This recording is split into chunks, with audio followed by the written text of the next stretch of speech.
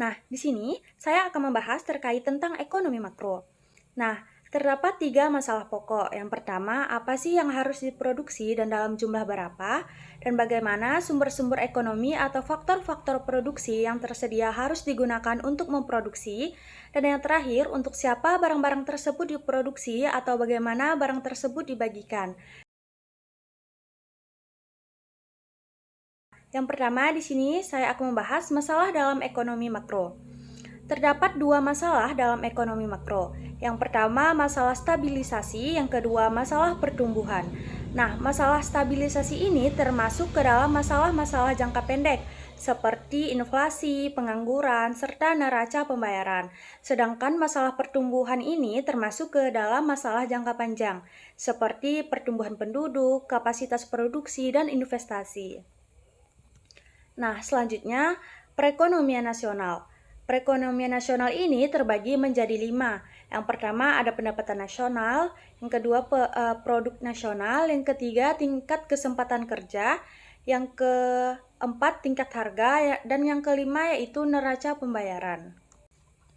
Nah, yang pertama di sini ada sektor keluarga. Sektor keluarga ini terdiri dari individu atau rumah tangga yang berperan sebagai konsumen barang dan jasa. Selain itu, mereka juga menyediakan faktor produksi seperti tenaga kerja. Yang kedua, terdapat sektor perusahaan. Sektor ini mencakup berbagai jenis perusahaan yang berperan dalam produksi barang dan jasa untuk memenuhi kebutuhan masyarakat dan memperoleh keuntungan. Nah, yang ketiga, ada sektor pemerintah. Seperti yang sudah kita ketahui, pemerintah ini pastinya berperan penting dalam mengatur perekonomian, menyediakan layanan publik, serta mengumpulkan dan membelanjakan pajak untuk kepentingan masyarakat. Contohnya seperti pemerintah yang membangun jalan tol atau memberikan subsidi bagi petani untuk meningkatkan produksi pertanian. Yang terakhir adalah sektor perdagangan luar negeri. Sektor perdagangan luar negeri ini pastinya mencakup kegiatan ekspor dan impor yang dilakukan suatu negara dalam perdagangan internasional. Contohnya Indonesia yang mengekspor minyak kelapa sawit ke Cina. Selanjutnya terdapat juga pelaku makro. Yang pertama rumah tangga. Rumah tangga itu menerima penghasilan dari produsen sebagai upah dan dividen, menerima penghasilan dari tabungan, membelanjakan penghasilan di pasar barang, menyisihkan penghasilan untuk ditabung, membayar pajak kepada pemerintah, dan perlu uang untuk kebutuhan sehari-hari.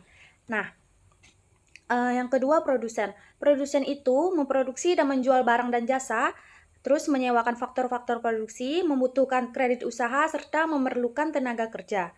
Yang ketiga ada pemerintah. Pemerintah itu menarik pajak, memberikan subsidi, membeli barang-barang, meminjam uang dari luar negeri, serta menjual surat-surat berharga.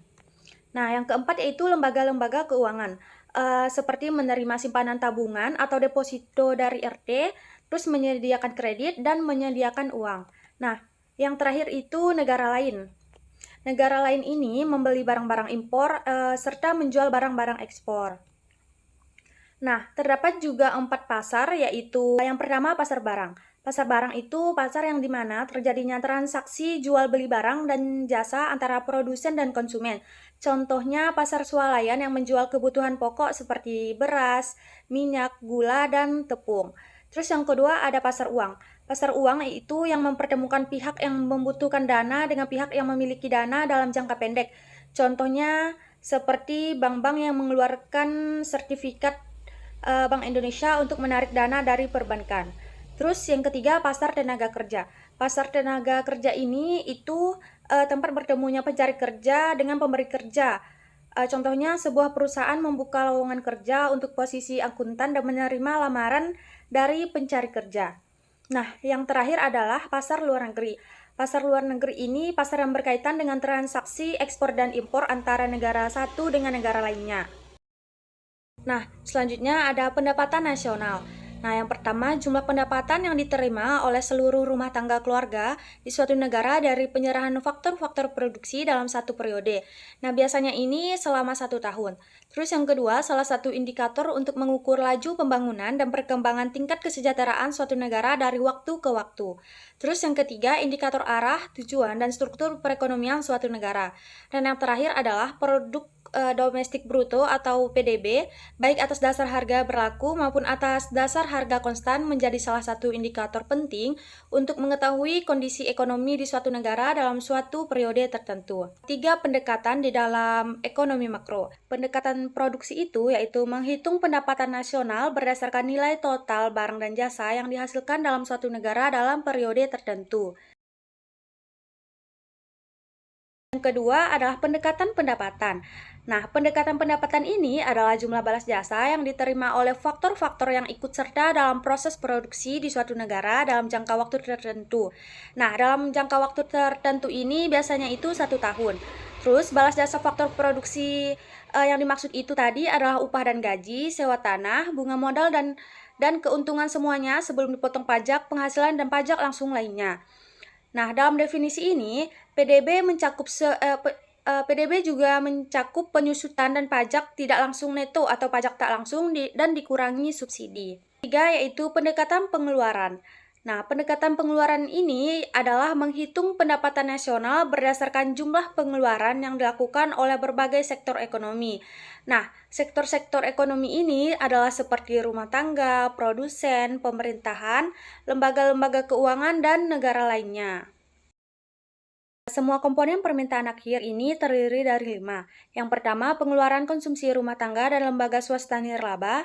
Yang kedua, pengeluaran konsumsi pemerintah. Yang ketiga, pembentukan modal tetap domestik bruto. Dan yang keempat, perubahan inventory. Dan yang terakhir adalah ekspor neto. Ekspor neto ini merupakan ekspor dikurangi impor. Pendekatan pengeluaran. Pertama, sektor rumah tangga. Yang kedua, sektor perusahaan. Yang ketiga, sektor pemerintah. Dan yang keempat yaitu sektor perdagangan luar negeri. Lanjut ke indikator ekonomi turunan PDB. Yang pertama, produk nasional bruto. PDB ditambah dengan pendapatan neto dari luar negeri. Yang kedua, produk nasional neto atas dasar harga pasar. PDB dikurangi dengan seluruh penyusutan atas barang-barang modal tetap yang digunakan dalam proses produksi selama setahun. Nah, yang ketiga, produk nasional neto atas dasar biaya faktor produksi. Produk nasional neto atas dasar harga pasar dikurangi dengan pajak tidak langsung neto. Dan yang terakhir adalah angka-angka per kapita. Ukuran-ukuran indikator ekonomi sebagaimana diuraikan di atas dibagi dengan jumlah penduduk pertengahan tahun. Selanjutnya, materi yang terakhir adalah tujuan kebijakan ekonomi makro. Yang pertama adalah tingkat pendapatan nasional real yang tinggi dan terjadi pertambahan barang dan jasa yang dihasilkan oleh suatu perekonomian. Ini artinya, jika pendapatan nasional real meningkat, maka akan terjadi pertambahan produksi barang dan jasa. Yang kedua, tingkat kesempatan kerja yang tinggi dan tingkat pengangguran yang rendah. Artinya, jika kesempatan kerja meningkat, maka tingkat pengangguran juga akan menurun. Yang ketiga, kondisi perekonomian yang stabil dan inflasi yang rendah dan terkontrol atau stabil. Artinya, jika ekonomi stabil, maka inflasi juga akan tetap rendah dan terkontrol dan terkendali. Yang keempat, peningkatan kapasitas produksi nasional yang tinggi dan optimasi sumber daya. Nah, ini artinya jika kapasitas produksi nasional meningkat, maka penggunaan sumber daya juga akan lebih optimal. Dan yang terakhir, dan yang kelima adalah distribusi pendapatan yang merata dan keadilan dan mengurangi pemborosan. Artinya, pendapatan yang merata akan menciptakan keadilan sosial serta mengurangi pemborosan sumber daya. Dan yang terakhir adalah neraca pembayaran yang berimbang. Demikian pemaparan saya terkait materi ekonomi makro tadi. Semoga apa yang saya sampaikan dapat bermanfaat bagi kita semua. Wassalamualaikum warahmatullahi wabarakatuh.